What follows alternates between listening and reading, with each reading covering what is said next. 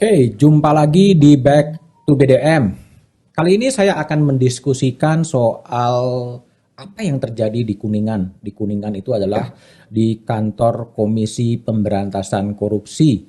Setelah pertama kali dalam sejarah Wakil Ketua KPK Lili Pintauli Siregar memilih untuk mengundurkan diri. Tetapi apa yang menjadi alasan pengunduran dirinya tetap masih gelap.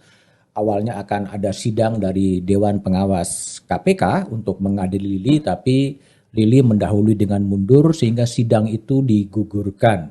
Nah, saya akan ngobrol dengan komisioner KPK di 2014, 2019, Bang Saud Situmorang. Gimana kabar Bang, sehat sekarang? Sehat. Lebih fresh nggak jadi pimpinan KPK ya? Iya, boleh nggak badan gemuk gitu. Badan gemuk? Iya. Kenapa? Ya mungkin happy ya kali ya, nggak ada. Kalau kerja di sana kan mau nggak mau kan kita semuanya dibatasin juga. Terus kemudian berat badan juga harus ditimbang dengan baik supaya kalau dikejar orang bisa lari cepet gitu.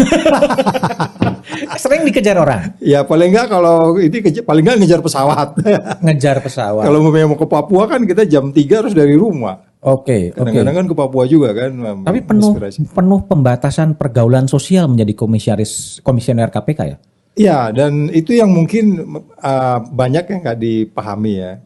Selama saya di sana itu kan saya nggak berani nyetir mobil. Nggak berani nyetir mobil? Padahal saya kan hobinya kan boleh dibilang setir mobil ya, pakai mobil CC besar waktu itu sebelum itu juga.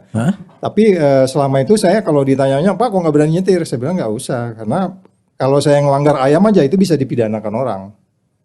Iya dong, sampai sedemikian saya harus hati-hatinya gitu.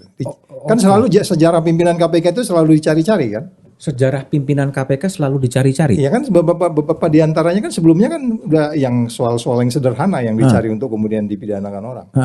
Jadi dia harus hati-hati, dia harus lebih putih dari putih istilah saya. Lebih putih dari putih? Whiter than white. Itu pesan KPK-nya Hong Kong tuh.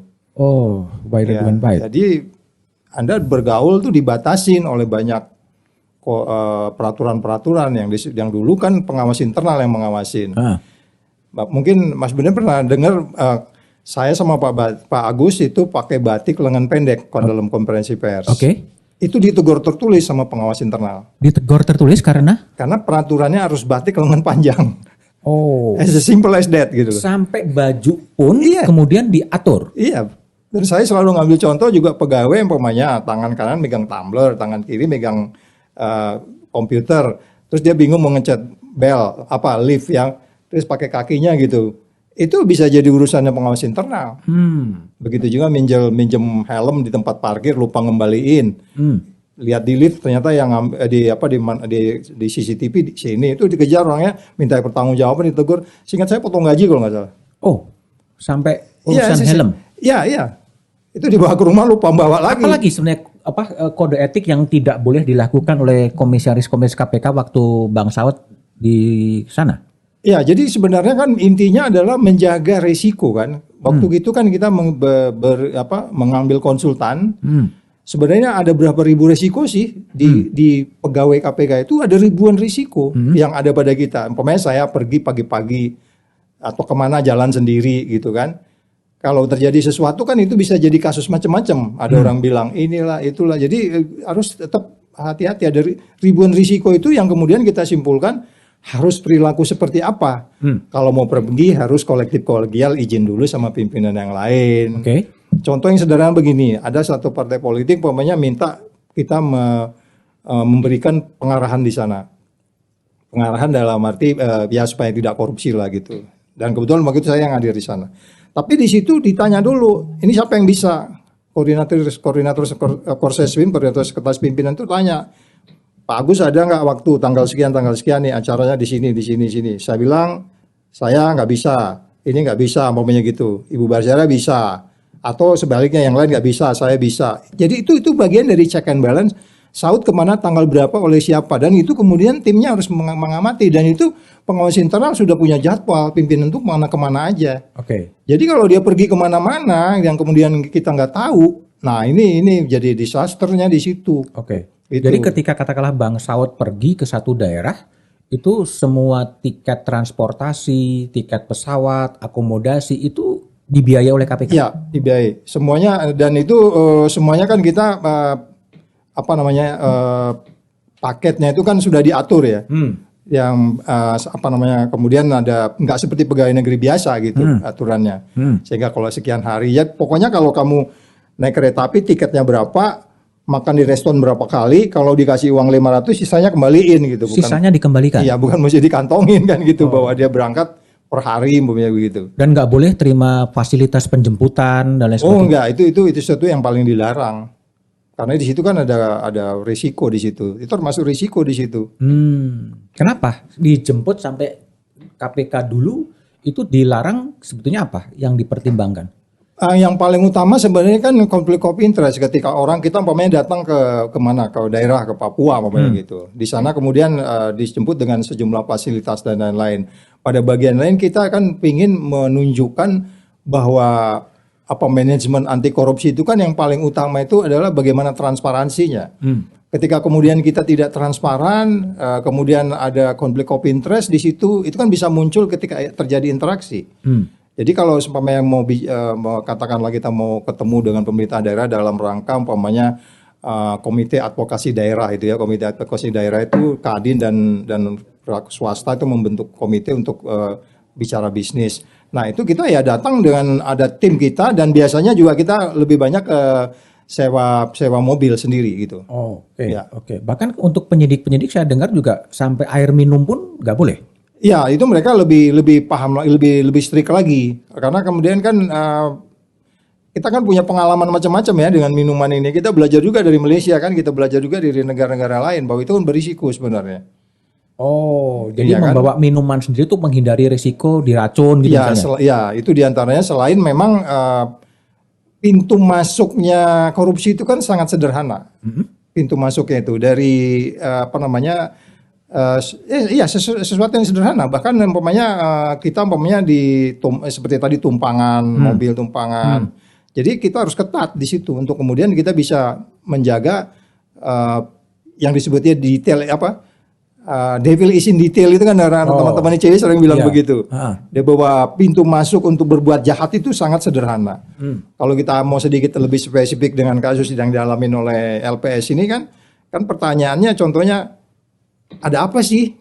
Kok ada orang tiba-tiba ngasih tiket kendaraan gitu ya, ngasih tiket dan seterusnya dan kasih tiket untuk menyaksikan itu kan pertanyaan yang sebenarnya harus ada di kepala yang beliau gitu loh, kan ada niatnya gitu. Oke. Belum lagi kalau kita bicara apa ada ujuk-ujuk orang ngasih kayak begitu? Mungkin pertama SMS-an dulu, WA-WA-an dulu, ketemu dulu, terus kemudian pimpinan yang lain nggak tahu bisa aja kan begitu. Oke. Ini kan dalam era Pak Agus atau di eranya Bang Saud itu artinya kode etik itu masih tetap terjaga dengan cukup baik. Oh iya, karena itu kan di situ ada satu deputi waktu itu, khusus deputi PI pengawas internal. Itu yang saya bilang yang negurin kita pakai. Jadi itu tiap minggu ada laporan. PI ini tiap minggu ada laporan siapa melanggar apa gitu. Oh, Iya tiap minggu dan itu dikasih tahu sama pimpinan, iya kan? Itu yang saya ingat benar waktu baca batik lengan pendek ini kan gitu. Oh. Itu tertulis dan itu diketahui dan itu sehingga pimpinan yang lain memahami siapa yang melakukan apa gitu. Dan kita mungkin nggak pengawasan teman-teman kita juga kan, tapi pengawas internal memang sangat berbeda dengan dewas yang sekarang ini kayak kantor pos kan dia. Kalau dulu kan memang ada tim yang mengawasin gitu. Teman-teman ke daerah itu juga dilihat, diikutin. Ada ketahuan pokoknya foto-foto padahal dia tugas, foto-foto di tempat wisata. Walaupun itu sebenarnya foto di sebelah sawah, di sebelah hotel gitu ya. Di sebelah hotel itu ada padi, terus teman-teman yang kerja itu ingin foto ada padi gitu. Dia itu bisa jadi masalah foto kayak gitu juga. oke. Kamu kerja kok wisata? Loh ini di sebelah hotel ada padi, kemarin saya foto. Nggak boleh kayak gitu. Jadi kan punya image macam-macam kan bahwa dia kerja itu jadi justru jalan-jalan gitu loh. Oke. Nah, kalau begitu ketat sebetulnya regulasi maupun pengawasan internal yang mengawasi semua insan KPK. Nah, kalau Bang Saud sekarang merefleksikan dalam kasusnya Ibu Lili Pintauli Siregar, apa yang terjadi ya? Kok sampai kemudian dilaporkan dia menerima gratifikasi, menerima tiket. Ini karena memang pengawas internalnya tidak bekerja atau memang apa yang sebenarnya terjadi? Ya sebenarnya saya pikir kombinasi dari disasternya itu kan dimulai dari Undang-Undang 11 itu 2019. Revisi. Ya, revisi undang-undang itu kan sebenarnya disasternya itu terjadi di situ dan itu sudah kita perkirakan akan seperti ini. Gitu. Dan ada 26 poin yang kita sempat tunjukkan soal kelemahan-kelemahan itu gitu. Nah, setelah kemudian dewasnya juga seperti apa, kemudian kita melihat dari bagaimana sebenarnya Dewas ini sangat jauh berbeda dengan pengawas intern yang terdahulu. Sedangkan sekarang pengawas intern itu levelnya direktur ya, jadi kayak inspektorat gitu, sama dengan pegawai negeri biasa gitu. Nah, jadi kalau kita kembali ke pertanyaannya adalah kenapa apa yang sangat berbeda di antara dua periode ini gitu ya? Ya saya pikir yang pertama ya diawali oleh undang-undang itu sendiri. Ketika undang-undang itu berubah, nah kemudian value juga berubah, cara mengambil keputusan juga berubah, kolektif kolegialnya juga berubah, ya kan? Saya nggak tahu apakah beliau pergi itu 4 pimpinan yang lain mengizinkan atau memberi. Kalau mereka memberikan atau menyetujui, katakanlah ACC, ini justru 4 yang lain jadi masalah ini. Kan sudah tahu bahwa PT itu sedang dilakukan penyelidikan oleh pimpinan gitu, oleh KPK gitu kan, itu kan berisiko dia ke sana. Jangan di luar dari konteks dia menerima gratifikasi gitu ya. Jadi sekali lagi kembali sangat berbeda value yang ada di KPK sebelum Undang-Undang 19 itu dengan yang sebelumnya, dan itu sistem, strategi, struktur itu semuanya berubah dan values-nya itu yang lebih berubah sebenarnya. Value apa yang betul-betul totally different dengan KPK yang sebelum revisi dan sesudah revisi? Kalau filosofi yang agak menonjol ya, kalau di FBI itu kan mereka FBI itu disingkat Fidelity, Brave, Integrity, FBI. KPK itu punya juga namanya RI KPK. Periode sebelum Undang-Undang 19 kita nilainya RI KPK. R-nya religius, I-nya integrity, kepemimpinan, profesionalisme dan keadilan. Di periode ini diganti, R-nya itu dibuang tuh. R-nya diganti dengan yang disebut oleh mereka integrity, terus kemudian sinergi, terus yang selanjutnya sama, kepemimpinan, profesionalisme dan keadilan. Nah, ini sebenarnya nilai yang bergeser ini aja, ini kita pertanyakan ada apa di balik pergeseran nilai itu, iya kan? Dia menaikkan integriti ke depan itu betul ada integriti, tapi kemudian masuk ke sinergi. Sinergi ini Anda sinergi dengan siapa gitu? Kalau kata sinergi itu kan sesama penegak hukum. Saya khawatir mereka salah tanggap dengan sinergi. Kalau mendatangi bakal yang lagi diselidiki, apakah itu sinergi? Calon TSK kita hubungin dia apa sinergi gitu. Jadi value-value yang itu kemudian ini berdampak kepada nilai-nilai berikutnya yaitu kolektif kolegialnya, terus egalitariannya, ya semuanya equal. Mungkin Mas Bilan ingat bahwa kami mindahkan pegawai-pegawai, terus kami dilaporkan ke PT UN. Kita gantikan pegawai, kami geser-geser pegawai, kemudian kita diadukan ke PT UN. Dan kemudian persidangannya itu lama berjalan gitu ya. Terus kita lihat ternyata yang setelah kita lihat itu orang itu yang kita pindah-pindah itu perform. Kalau memang orang-orang pintar kan di sana. Perform dia. Terus kita tanya, "Tuh kamu perform tuh di situ." That's not my passion. Jadi artinya itu passion itu pun di sana itu kita dukung gitu. Jadi kalau orang memang senang di situ, ketua wadah pegawai Yudi itu kan tadinya nyanyi-nyanyi dengan Kompas juga ada fotonya gue nyanyi-nyanyi itu kan jadi penyidik juga. Jadi penyidik IKTP lagi gitu. Jadi maksud saya itulah sistem yang dibentuk yang kalau dalam teori itu saya sebutnya itu LMX teori ya. Leaders Members Exchange teori itu ada jalan di sana. Leaders Members Exchange itu masuknya itu dia sudah bagaimana pimpinan bawahan orang di luar grup itu sudah di dalam grup tidak ada. Makanya dulu ada istilah pengawas internal penyidik non Polri, nyidik Polri itu kelihatan tapi sebenarnya mereka ngeblend di sana.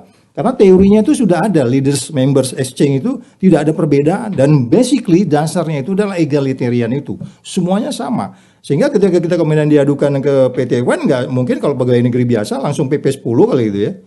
Nah, itu yang kita maksudkan check and balance. Check and balance itu harus ada pada semua insan KPK dan itu yang tidak ada sekarang ini. Makanya dengan gampang menggeser 57 orang ya gitu terus diterima oleh Polri. Itu kan sesuatu yang lucu-lucu gitu loh. Dan itu disasternya adalah undang-undang revisi undang-undang Saya KPK. percaya tetap di situ karena ini sudah proven sejak undang-undang itu 2002 sampai 2019 Yang ada itu adalah grafik Indonesia itu naik begini, walaupun satu ya.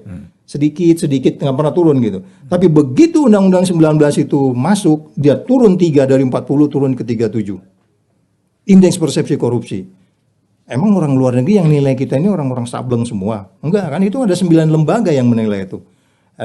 Intelligence Unit, terus kemudian apa namanya itu World Justice System, World Justice Project, itu ada 9 lembaga menilai itu dengan pendekatan masing-masing. Jadi keluarlah angka yang 40 itu. Jadi itu bukan akal-akalan kita. Jadi artinya bukan logika kita, ini logika yang udah internasional dan itu diakui. Kenapa Singapura dapat 85 umpamanya gitu, atau New Zealand mendekati 90, kalau Indonesia cuma dapat yang 37. Itu bukan asal logika kita gitu kan, publik yang menilai. Ahli-ahli ekonomi, ahli-ahli politik, ahli-ahli pertahanan, ahli-ahli apa namanya ya politik tadi itu ya, kaderisasi di partai politik kayak gimana. Ini kan semuanya dengan money politik di kita yang seperti ini kan semua jadi keluar angka itu. Jadi sekali lagi saya melihatnya bahwa seperti yang Mas Budiman tadi katakan, disasternya itu dimulai dari undang-undang itu. Dan itu memang revisi undang-undang itu memang didesain oleh elit-elit politik negeri ini. Oh, kalau saya bilang sih iya dong, kan itu terlihat bagaimana ada seorang menteri berbohong katanya ngajak diskusi dengan kita, Pak Laude marah-marah, ternyata kapan kita nggak pernah ketemu kita nggak lihat konsepnya. Itu kan sudah jelas gitu. Saya maksudkan begini loh, kalau memang kita mau memperbaiki negeri ini, pemberantasan korupsi itu kalau dilakukan hanya sepotong-sepotong, itu yang terjadi sejak Orde Lama, sejak kita merdeka. Mas Budiman sebagai penulis pasti paham ada berapa tim yang pernah dibentuk tuh bubar usianya. Ada yang nggak seumur jagung bubar gitu loh, karena memang dia mulai menyentuh.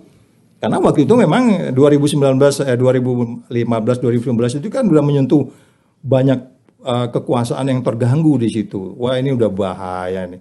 Sehingga orang bilang, bahkan ada seorang tokoh politik bilang, korupsi itu sebenarnya kan grease oil teori. Korupsi itu bikin ekonomi muter. Gimana sih salah mikirnya? Karena orang banyak ngambil duit, belanja, terus wisata-wisata terbuka. Enggak begitu. Unsur keadilannya di mana di situ. Kembali ke kasusnya LPS gitu. Nah setelah kemudian Dewas dia mundur dan kemudian Dewas menggugurkan persidangan, itu artinya case close ya? Ya ini makanya saya kembali ke bukunya Mas Budiman tuh yang saya baca itu. Ya kan di situ kan sudah jelas waktu kasus Akil itu dia udah di dalam nih kena OTT. Tetapi yang namanya majelis kehormatan itu waktu itu kan bekerja kan, sehingga menyimpulkan ada 9 kelemahan dosa Akil di situ dalam buku itu saya baca itu. Loh ini kalau begini kita malah mundur ke belakang ini, ya kan? Oke kita katakan bahwa itu belum bisa dibuktikan, kasusnya sedikit berbeda. Tapi maksud saya mau ambil contoh adalah bahwa majelis kehormatan atau dewan etik itu tidak boleh membiarkan sesuatu kalau pidananya sudah terjadi, ya kan? Ini pidananya sudah terjadi. Dia menerima sesuatu. Meskipun belum dibuktikan itu terjadi. Iya, tapi kan sekarang saya tanya, apa dasarnya mereka melakukan pemeriksaan terhadap LPS? Karena ada sesuatu kan? Iya dong, ada sesuatu, ada indikasi. Jadi kemudian indikasi-indikasi itu dibuang ketika kemudian dia mundur gitu. Peristiwa pidana sudah terjadi bukan berarti kemudian itu peristiwa pidana selesai. Itu yang saya selalu bilang. Saya maling di kantor saya, terus saya keluar dari kantor itu, pindah kemana gitu, terus peristiwa malingnya selesai. Ya bisa kan begitu, karena itu pidana. Pidana itu sesuatu yang hukum pidana itu berlaku di semua sudut Indonesia, tidak hanya di ruang satu-satu kantor kan gitu. Tapi kan Dewas berasumsi bahwa mengacu pada peraturan soal Dewas, LPS sudah tidak lagi menjadi insan KPK. Ya, itulah yang tidak dipahami bahwa kemudian saya selalu mengatakan logika hukum, nalar hukum dan argumentasi hukumnya itu dibalik-balik. Ketika kita melihat sesuatu yang tidak sesuai dengan etik, kenapa komisi Dewas itu keluar karena ada pelanggaran etik, ada masalah etika, kemudian itu tidak dilanjutin, kan kita melihatnya implikasi di belakangnya seperti apa. Sebagaimana kita ketahui ternyata itu tidak sendirian, ada orang lain yang ikut di sana. Bagaimana nanti yang ikut dengan LPS ke luar kota itu kan memakai fasilitas yang lain. Apakah mereka diadili, yang lain dilepas begitu? Terus apa kemudian mereka mengundurkan diri juga dari kantor selesai? Ya, ini yang saya katakan bahwa memberantas korupsi atau penegak hukum di Indonesia ini kan kalau kita kembali kepada kenapa kemarin dalam kasus Akil itu kemudian diputuskan dulu soal dia mau diadili itu soal yang terpisah. Tapi di sini dia jelas melanggar yang namanya etika. Etika yang ada di tempat kita. Sebenarnya kalau mau sebenarnya waktu itu ngapain sih kita urus-urus, udah ditangkepin KPK kok. Ya, majelis kehormatan gak usah ngomong lagi, udah nyesel juga, udah ketemu, udah malu dia, udah ketemu, udah segala macam ada di situ gitu ya. Nggak begitu. Jadi yang perlu diambil adalah unsur edukasinya, unsur efek jerahnya, unsur penegakan hukumnya, sistemnya. Ini kan bagian dari sistem. Ya, Dewas ini kan bagian dari sistem yang dibuat oleh mereka. Sehingga kemudian kalau tidak bagian dari sistem ya bisa-bisa aja mereka tidak melakukan apapun gitu. Karena itu bagian dari sistem dan dia adalah pegawai, dia adalah pekerja dan dia sudah komit bahwa Perdewas 01 02 itu harus diikuti. Ya lakukan itu. Soal pidana itu soal lain lagi. Kan mereka mengakui bahwa pidana itu urusan yang lain kan. Yeah. Nah, sekarang saya tanya urusan dia apa? Kalau Anda bilang katakan ini bukan urusan pidana, walaupun yang pertama kita tanda tanya ya, yang kasus Tanjung Balai. Kasus Tanjung Balai kan itu dia bilang itu memang terbukti pelanggaran berat, tapi walaupun hanya dipotong gaji dari 80 juta pendapatan atau berapa itu dipotong cuma 2 juta gitu ya. Nah itu kan di situ dia kerja. Tapi untuk yang ini, kerjanya dia apa gitu loh? Padahal itu kan tugasnya dia sebenarnya. Kalaupun sudah ada pidana itu memang bukan tugas Anda. Memang dia bilang itu pidana bukan urusan saya. Lantas urusan Dewas itu apa? Urusan Dewas ini urusan etiknya. Jelaskan dulu bahwa terjadi pelanggaran. Sampai ketemu angka 9 yang untuk kasus Akil itu kan jelas di situ ada 9. Bahwa yang dilanggar itu etik semua. Pertama integritas, terus keseimbangan itu ada berapa ya di ketentuannya MK itu waktu itu mereka ada etiknya mereka itu dijelaskan. Jadi nanti kelihatan dari yang dilanggar itu pasal Perdewas 01 atau 02-nya itu apa-apa saja sehingga kemudian ini jadi contoh bagi yang lain gitu. Saya khawatir bahwa mereka sebenarnya ya karena memang saya bilang karena nilai di kepalanya udah beda gitu ya. Ya excuse-nya jalan, pembenarannya jalan, logikanya lari, argumentasinya nggak masuk di akal gitu. Buktinya yang mikir seperti ini bukan saya sendiri. Kayaknya Pak Budiman juga mikirnya kayak gitu kan. Berarti yang Bang Sableng bukan saya kan gitu kan. Tapi putusan Dewas itu putusan kompromi ya? Ya memang kan selalu kolektif kolegial ya. Kolektif kolegial. Tapi kelihatannya kok yang ini berapa orang ini sama semuanya gitu. Jadi logikanya sama, argumentasinya sama. Nggak ada satupun yang disenting atau apa gitu. Kita nggak tahu. Ya, ini yang mungkin jadi menarik buat kita gitu. Pembelajaran apa dalam kasus dramanya LPS ini? Dalam artian diduga karena belum bisa dibuktikan menerima fasilitas dari sebuah BUMN, kemudian akan disidang etik dan kemudian sebelum etik itu bersidang kemudian mundur.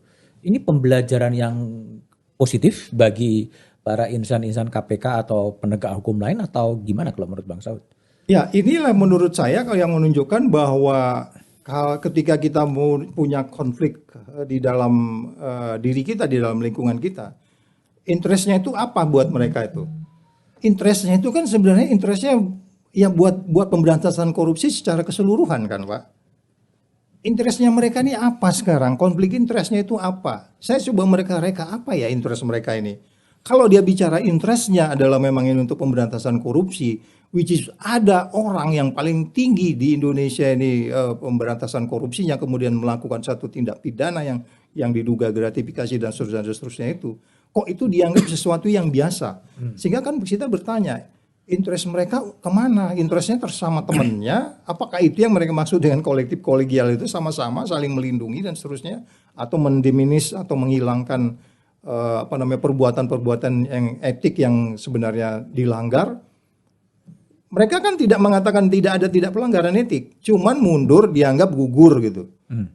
Kasusnya udah mulai hamil gede nih digugurin sama dia gitu. Itu kan memalukan sebenarnya. Kenapa nggak dibiarin aja sampai melahirkan sekalian, ketemu keputusannya gitu.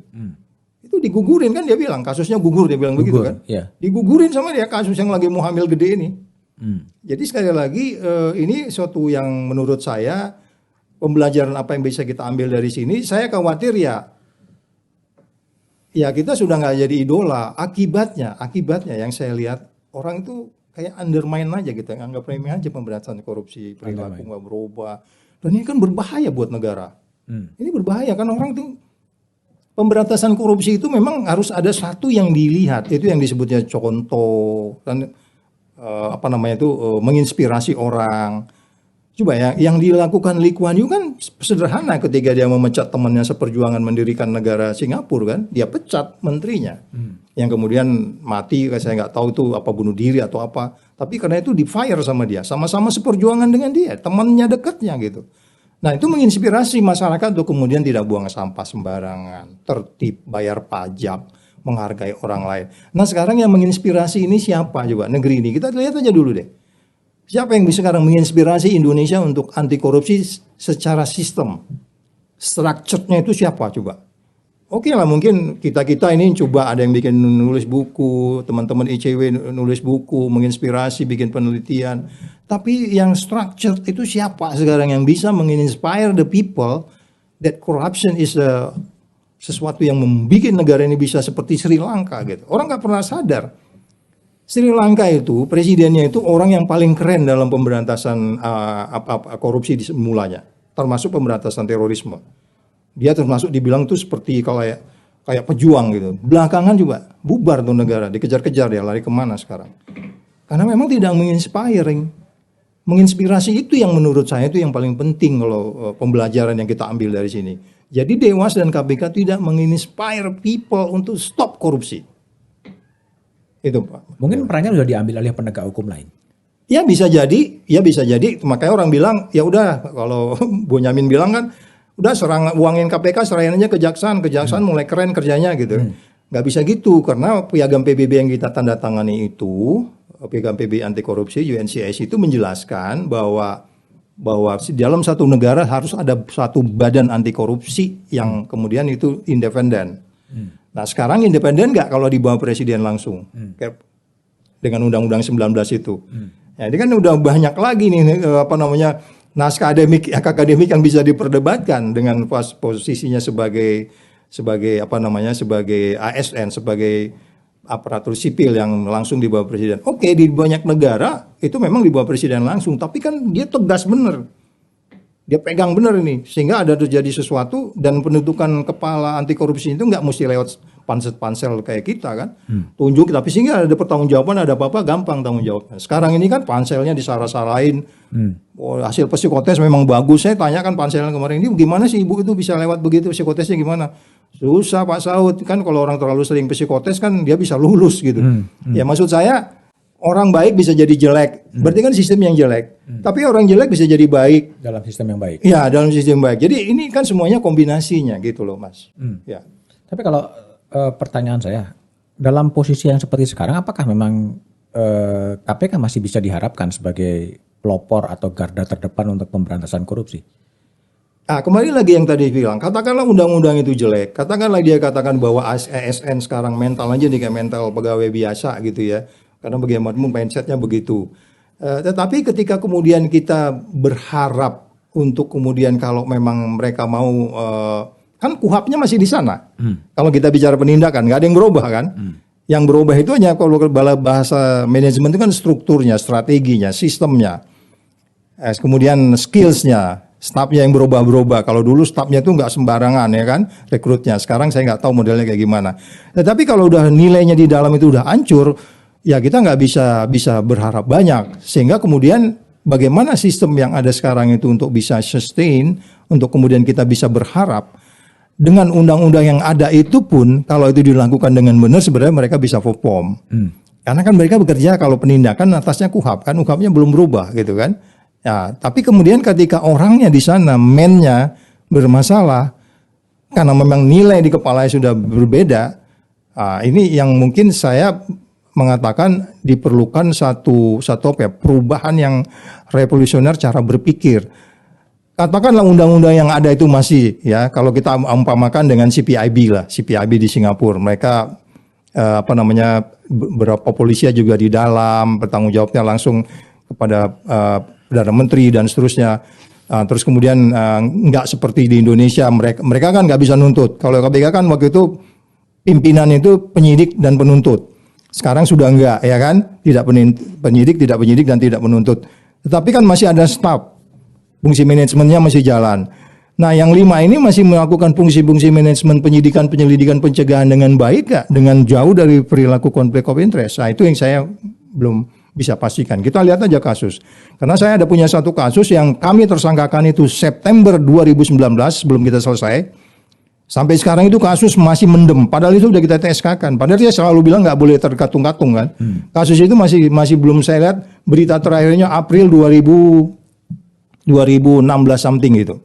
2019 something lah. Kasus itu masih diem aja. Itu kasus besar loh.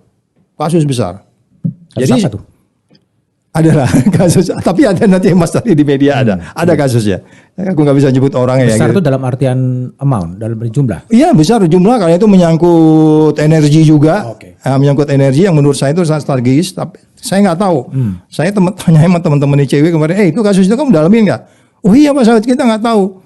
Nah jadi maksud saya itu kan suatu indikasi bahwa yang udah matang, yang udah jadi pun itu nggak jalan. Itu jadi sesuatu di dalam gitu. Kalau pertanyaannya adalah, apakah dalam posisi yang seperti sekarang publik masih bisa berharap pada KPK? Saya pikir tetap bisa ya, tapi memang diperlukan leadership di sana yang mereka harus proven, harus buktikan dulu bahwa mereka adalah memang orang-orang yang memang berani untuk yang memiliki yang kita kalau di KPK dulu ada 9 nilai ya, ya yang jujur, peduli, mandiri, tanggung jawab, berani gitu. Kalau kerja di KPK lo jadi penakut juga untuk apa kan gitu kan. Nah itu kan jiwa-jiwa itu masih ada nggak? 9 nilai yang sering kita dengungkan di luar dan kita doktrinkan kepada semua teman-teman di KPK. Jujur, peduli, mandiri, tanggung jawab, berani, sederhana dan seterusnya itu. Jangan-jangan juga nggak ngerti deh. Wah itu Pak Saud tuh lagu buat anak-anak, itu kan dongengnya Pak Saud tuh enak aja loh. Itu buat kita semua. Dan itu hasil dari diskusi gitu. Makanya kalau Mas Budiman ingat di Bandung terus kemudian waktu Prung ya tahun berapa itu yang waktu itu ada Ahok diundang tapi nggak hadir tuh loh. Nah itu disuruh ditambahin 1 poin lagi 10. Satu lagi nilainya apa gitu. Dari 9 itu tambahin 1. Saya bilang tambahin 15 bila perlu. Yang penting itu yang 9 itu adalah dasar-dasar untuk kemudian bagaimana KPK bekerja dan mendidik rakyat Indonesia supaya dia benar-benar anti korupsi kan gitu. Nah nilai-nilai itu yang saya katakan doktrin-doktrin itu atau pola pikir atau katakan panduan-panduan yang benar-benar teoritik seperti itu sudah tidak ada. Jadi ini mereka ini kayak seperti bengkel motor aja gitu. Ya kan bengkel motor yang hanya kelihatan kayak mesin. Jadi kayak mesin. Jadi humannya itu nggak jalan gitu. Susah kalau kita mengharap banyak dari situ. Tadi kalau pertanyaan saya lebih dalam, sebetulnya bangsa ini serius nggak sih memberantas korupsi? Sebenarnya Mas Budiman udah tahu jawabannya itu. Loh enggak, saya tanya kan. Ini udah di dalam kan. Saya udah pasti yakin udah tahu jawabannya. Kalau saya bilang 100% tidak serius. Tidak serius. Tidak serius karena emang sudah terbukti kan. Coba ditanya deh, apa dasarnya Undang-Undang 19 itu muncul? Itu kan pertama KPK abuse. Sesuka-sukanya, modal tidak terkontrol, tidak terkendalikan, bahkan disebut-sebut ada Taliban segala waktu itu kan, Terus kemudian apa lagi? Hobinya cuma OTT mulu, ya kan? Apa? Pokoknya sesuatu yang negatif gitu. Sekarang saya tanya, ada nggak yang berapa persen kita kalah di pengadilan kalau kita bicara penindakan? Artinya memang proven ada orang yang melakukan pidana, pultoid melakukan pidana, dan kita lakukan penindakan gitu. Oh nggak bisa begitu dong Pak Saud, kita kan harus tahu negara kita masih begini, nggak bisa menggeser terlalu cepat. Itu lain lagi ceritanya. Kalau memang kita katakan kita tidak bisa menggeser secara cepat, katakanlah di Polri atau di kepolisian atau di TNI atau di kejaksaan, kita tidak bisa menggeser dia secara cepat untuk berubah. Ya memang itu betul gitu. Tapi bukan berarti kemudian kita bisa excuse, itu namanya nggak adil dong. Yang satu diadili, yang satu enggak. Ya kan? Hukum itu berlaku di mana aja gitu. Jadi artinya apa? Kalau kita orang bilang waktu itu bahwa kita sangat abuse, loh buktinya ada perubahan yang sangat signifikan kok. Coba dilihat deh pendapatan pajak. Yang selalu saya bilang, saya sekali datang ke DKI kemudian Pak Jarod datang ke KPK, saya waktu dapat sekian triliun, Pak Saud datang menginspirasi di DKI. Baru ngomong sekali aja itu. Untuk mengingatkan orang nih loh, bayar pajak nih, siapa nih yang belum nih, kasih nih DKI, dapat triliunan lebih. Berapa triliun lah, di atas berapa triliun gitu. Jadi artinya apa? Pencegahannya jalan ketika itu. Kemudian ada namanya 9 strategi di daerah. Ada apa namanya itu bagaimana pajak, bagaimana APBN, bagaimana pengadaan barang, itu kan semua dilakukan. Kemudian perizinan terpadu satu pintu itu, ya kan? Terus selalu saya bilang itu satu pintu, jendelanya banyak kan susah juga. Jendelanya banyak. Jendelanya banyak. Bang, kalau selama menjadi komisioner KPK pernah nggak sih mengalami ancaman atau mengalami situasi yang sangat delicate gitu? Saya pernah ya ngalamin bahkan di keluarga, tapi aku nggak mau cerita lebih spesifik, nanti kesannya cengeng gitu. Saya anggap itu bagian dari risiko saja. Makanya dalam mungkin baru ini nanti saya ngomong di media ya, bahwa ketika bulan Agustus sampai September, Desember itu rame-ramenya gonjang-ganjing itu kan semua ajudan saya suruh keluar. 2019? Iya, 2019 kan Agustus sampai Desember itu kan gonjang-ganjingnya di situ. Itu ajudan saya suruh keluar, saya nggak mau diikutin lagi ajudan, saya tinggal sendirian di luar, saya tidak tinggal di rumah lagi, nyewa rumah di satu tempat. Saya di situ hanya nantang, lu kalau berani nantang gua, jangan nantang keluarga saya. Itu sebenarnya message yang mau saya kirim ketika itu. Karena keluarga waktu itu diteror juga. Ini ketika konteks revisi undang-undang? Iya, revisi undang-undang kan yang paling vokal boleh dibilang kan hanya beberapa orang kan gitu kan. Iya. Saya mengatakan loh, saya digaji untuk itu gitu. Saya bertanggung jawab terhadap gaji saya gitu loh. Bukan kalau saya nggak digaji ngapain gue ngurusin begitu gitu. Jadi Terornya seperti apa, Bang? ya macam lah kan nggak, bentuknya tidak sampai fisik, tapi kalau saya pikir itu ya apa namanya, saya nilai itu bagi seorang yang paham sinyal kayak begitu kan tidak baik gitu ya. Ya kalau umpamanya sampai bentuknya fisik sih belum ada, tetapi kalau buat keluarga itu kan ya, buat keluarga itu menjadi apa namanya? Jadi apa namanya itu bisa mempengaruhi kita untuk tidak ini kan, tidak perform bekerja, karena kan hidup kita ini untuk siapa kalau nggak untuk keluarga gitu kan. Jadi saya waktu itu saya katakan, lu kalau jantan hadapin gue di luar, jangan pengaruh istri, jangan teror istri itu atau anak atau ponakan. Ini ada lah pokoknya disampaikan lewat seseorang. Oh, itu karena perlawanan Bang Saud terhadap revisi undang-undang. Saya nilai seperti itu karena nggak ada dasarnya. Waktu itu kan bersamaan dengan Pak Abus ngalamin ancaman bom itu loh. Nah, terus kemudian Pak Laude ngancam ancaman itu waktunya berdekatan itu. Oke, dan sampai terakhir Bang Saud memilih mundur sebagai komisioner KPK. Ya itu yang saya katakan kembali lagi. Ini negeri ini kayak gue punya sendiri, ngapain gue nggak ada urusan di sini gitu. Daripada pertanggungan gaji kan saya bilang saya mundur. Tapi kan akhirnya Pak Agus sama yang lain-lain bilang udah jangan dulu lah Pak Saud, kita masih ada punya kerjaan penting gitu kan. Walaupun saya waktu itu mundur itu pertimbangannya itu cukup banyak, mungkin menganggap oke, kalau memang saya jadi batu sandungan buat negeri ini ya silakan gitu. Karena kan saya mengatakan bahwa sudah saya perkirakan bahwa memang seperti inilah nantinya pemberantasan korupsi itu, dan kita akan surut ke belakang. Dan ini menjadi sinyal-sinyal berakhirnya pemberantasan korupsi di Indonesia. Kalau per hari ini ya, saya nggak tahu kalau umpamanya besok Pak Jokowi nunjukin seseorang di dalam di sana, kemudian bisa mewarnai menggantikan Ibu Lili, kemudian bisa dinamisator dan seterusnya juga stabilisator di sana. Dinamis kalau nggak stabil susah juga. Kemudian dia bisa ngubah di sisa masa waktunya, ya itu bisa berubah. Karena memang kan kita sudah bilang bahwa pemberantasan korupsi itu pertama dipegangnya memang harus kepala negara. Diam lo, berhenti, berhentiin lo ya, kan gitu, selesai udah semua. Bahkan lebih gampang sekarang karena KPK berada di rumpun eksekutif. Oh iya, dia bisa panggil pimpinan kapan aja kan? Kalau dulu kan nggak bisa sembarang bisa rame publik. Jadi ada untungnya juga dong di bawah eksekutif sekarang. Iya sebenarnya kan kemarin udah ikut sidang di kabinet, walaupun bagi kita ketawa-ketawa juga, ngapain di sidang di situ kan tugasnya untuk nangkepin orang gitu, mau bikin laporan ya ke penyidik lah, nanti aja laporan ke presiden gitu kan. Jadi artinya itu value inilah ya, apa namanya, menurut saya bisa diperdebatkan gitu. Tapi sebenarnya kalau belajar di negara tetangga kita bagaimana LKY bisa langsung begitu, ya itu akan lebih baik.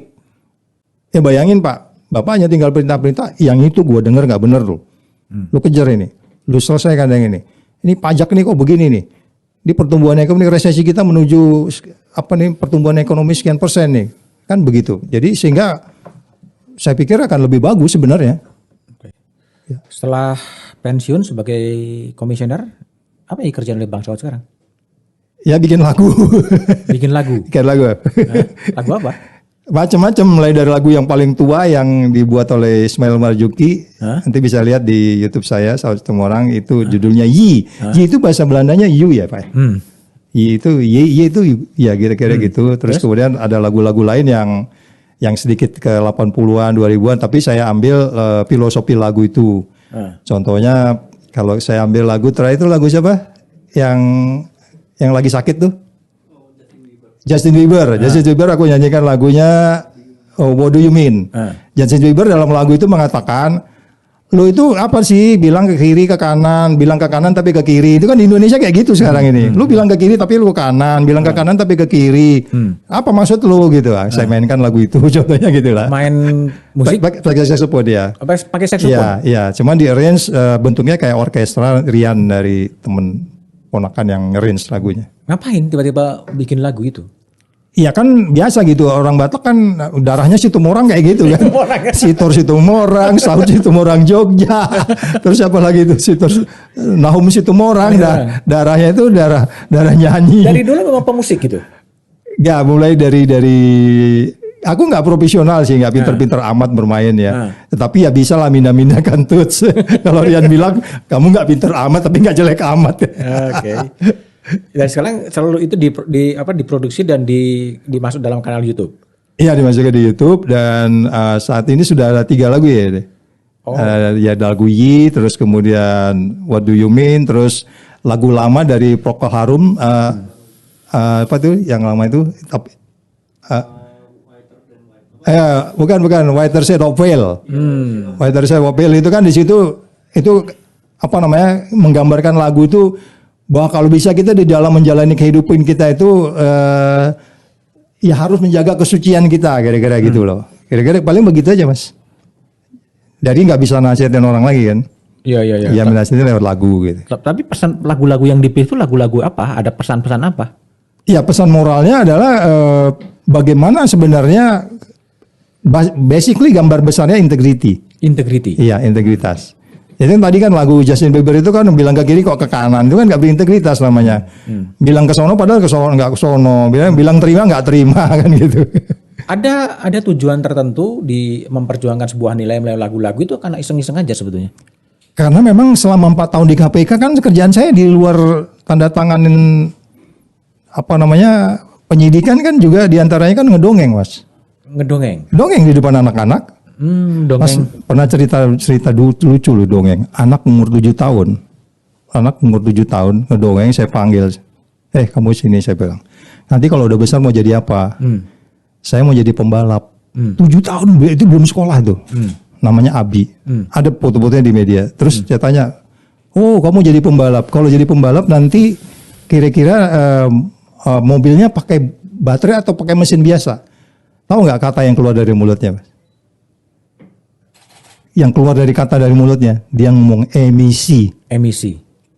Umur 5 tahun, 7 tahun masih kecil belum sekolah, bicara emisi. Apa yang bisa kita simpulkan di situ? Kalau kita tidak menjaga anak-anak kecil ini menginspirasi, menjadikan contoh, anak-anak sekarang luar biasa pinternya. Melebihi dari yang kita udah pikirkan renewable energy. Dia udah bicara emisi juga. Kata yang keluar dari mulutnya itu emisi. Saya ngakak setengah mampus begitu di situ. Nah kerja saya sebagian kan di situ Mas, nyanyi. Terus kemudian ikut ada program dari Bung Hatta, apa itu ada Bung Hatta Corruption Watch. Ya itu kan ikut mereka waktu itu tour di Jawa ya, saya ikut juga di sana. Ya menyampaikan pesan-pesan anti korupsi aja gitu. Kalau di kode etik KPK atau orang-orang yang telah pensiun sebagai komisioner KPK itu ada kode etiknya sih? Atau setelah lepas ya bebas dia menjadi orang bebas? Nggak ada. Tapi sejauh ini ada mereka, saya nggak tahu ya ada ketentuannya atau nggak, saya lupa. Hanya proteksinya ada. Karena mungkin kan akibat dari kebijakan yang buat di masa lalu kan ada aja hal-hal yang mungkin menimbulkan risiko ya.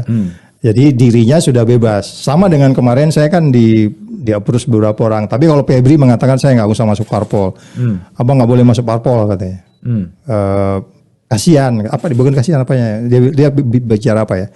Tapi saya bukan dipengaruhi itu juga. Tapi menurut saya belum terpikir di situ gitu. Tapi bagaimana kemudian selesai dari sana kemudian kita bisa menjaga integritinya. Ini yang saya bilang. Integriti itu tidak bisa dibatasi oleh ruang dan waktu. Nggak bisa Anda karena udah selesai dari KPK, Anda terus sesuka Anda gitu. Nanti orang akan bilang, oh berarti dia di sana itu karena di penjara, bukan karena dari dalam dirinya. Nah itu akan kelihatan integriti orang kan. Kalau dalam kasus Bambang Wijoyanto, ya, mantan pimpinan KPK yang sekarang menjadi advokat atau penasihat hukum tersangka yang diperiksa oleh KPK. Bang Saud lihatnya gimana? Dia memang kan basically dari sana ya. Dasarnya dia kan dari sana. Itu passionnya dia. Nah, yang menarik adalah kalau kita mau pelajari ada apa ya sesosok senior yang mau turun untuk case ini gitu. Ada sesuatu. Ya kan? Karena case-nya ini saya juga lagi dalamin case-nya ini apa? Kok dia sampai mau turun di situ? Padahal sebenarnya kalau kita bicara tugas dia di DKI aja untuk jaga DKI untuk tidak melakukan tindak pidana korupsi aja itu udah berat itu DKI. Walaupun saya lihat selama di sana proven ya. Dan buktinya kan DKI itu dapat 3 penghargaan selama gubernur yang sekarang ini. Ada 3 penghargaan dari KPK dia dapat itu. Karena itu dijaga mungkin dia. Nah, kembali lagi kemudian kalau umpamanya dia melakukan murni dari hanya penegakan hukum. Ya, mungkin bisa jadi bahasanya itu bahasa hukum biasa bahwa azas praduga tidak bersalah. Tapi pembenaran seperti itu menurut saya kalau dilakukan oleh seorang bekas pimpinan KPK, ya saya pikir itu masih 50-50. Kalaupun saya nggak mau mengatakan 60-40 gitu, 50-50 aja dulu sementara. Karena saya harus lihat dulu ini case-nya apa gitu. Ada problem etis kah di situ? Kalau saya bilang sudah nggak ada karena memang dia kan sudah tidak di KPK lagi. Tetapi kalau kita bicara integriti tidak boleh berubah sepanjang umurnya. Nanti kita lihat apakah dia memang murni membela ini karena memang ada case yang memang harus dibela dalam pengertian ada abuse of power di situ. Wah kita harus hargai dia dong mas. Kita nggak tahu ada abuse of power nggak yang jelas sehingga dia berani turun gunung kayak gitu ngurusin. Terus kemudian sementara cuti dari DKI. Ini menarik sebenarnya. Ada sesuatu yang menurut saya, sense of ini intelligence saya mengatakan ada sesuatu. Ada sesuatu sehingga dia menunjukkan, karena memang dalam masa 57 orang yang kemarin diberhentikan itu, saya kan sepikiran dengan dia. Pola pikirnya sama gitu loh. Saya, Pak Busro, segala itu ya. Bambang itu kan melihat ada ketidakadilan yang dilakukan gitu. Jadi maksud aku sementara ini saya beranggapan bahwa ada integriti yang dia masih konstan tetapi dia ingin melakukan sesuatu. Ingin dia buktikan. Kalau itu nanti terjadi bahwa memang betul-betul ada abuse of power di situ sehingga dia harus membela orang yang korban abuse of power, kita hargai dia. Tetapi kalau nanti hanya terbukti bisa dibuktikan bahwa itu hanya korupsi ya kita menghargai dia sebagai seseorang lawyer yang harus membela seseorang. Meskipun publik akan bisa mempunyai persepsi lain. Iya, itu pasti karena memang kan bagaimanapun framing itu akan ada. Apalagi kalau umpamanya kita katakan karena kan kalau bicara penindakan kan dua bukti yang diambil itu sudah cukup nggak untuk mentersangkakan orang ini. Dan kenapa kalau beliau sampai turun tangan? Mungkin di situ. Ya. Bang Saud lama mendalami dunia intelijen ya. Pernah juga kemudian menjadi diplomat, ya, lalu kemudian terjun di KPK gitu. Saya ingin tanya, menurut Bang Saud Situmorang, apa sih sebetulnya masalah hakiki yang menjadi akar dari segala akar masalahnya bangsa ini? Tahun 87 saya selesai sekolah, itu direkrut oleh BIN, kemudian saya masuk Direktorat Teknologi. Kemudian itu saya mempelajari nuklir di sana. Saya dapat nuklir 4 semester. Nuklir itu mulai dari bahannya sampai jenis reaktornya semua dipelajari di situ. Kerja saya itu sampai ke Jepara menyeliati pertapakan nuklir itu jadi nggak dibangun di situ. Ya Muria itu di situ. Saya udah pergi ke lokasi itu sampai. Terus kita mempelajari tradisi masyarakat di situ yang berbahaya. Saya ingat benar itu kan di situ ada orang nggak dikenal aja kalau mau nginep di rumah bisa, karena masyarakat di situ tuh sangat baik gitu ya. Itu potensi ancaman dan sampai sedetail itu. Nah kemudian nuklir itu nggak jadi, saya bergerak ke daerah jadi menangani ideologi politik sosial budaya semua itu ya, tidak hanya soal teknologi, tidak hanya nuklir aja. Nah kemudian dari sana saya balik ke persoalan yang kejahatan antar negara. Kejahatan antar negara itu basically semuanya kejahatan antar negara itu illegal imigran, corruption, terus money laundering, human trafficking, penyeludupan, itu kan semua kejahatan akreditasi dua negara, itu basically semuanya itu korupsi. Jadi waktu saya kembali dari Singapura itu membuat sebuah task force transnational crime just 1 week atau one month before September 11. Bin waktu itu bikin sebuah unit di situ, saya task force-nya di situ ya.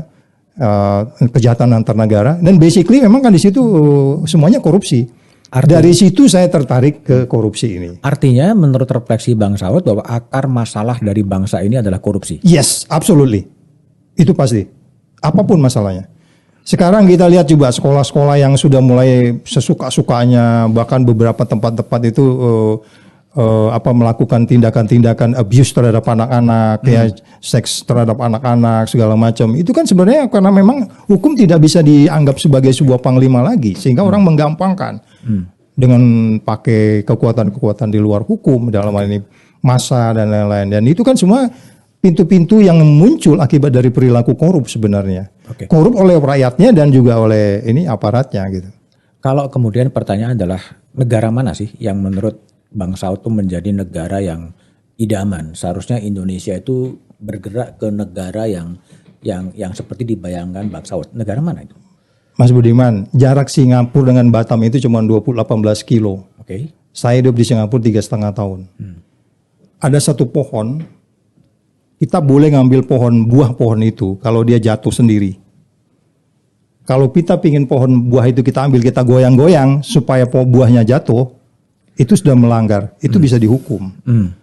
Kalau ada seorang supir truk nyogok supir kontainer supaya supir forklift, ya supir truk nyogok supir forklift di pelabuhan supaya kontainer itu masuk duluan, nggak antri, hanya nyogok $1 satu kontainer, itu jadi masalah.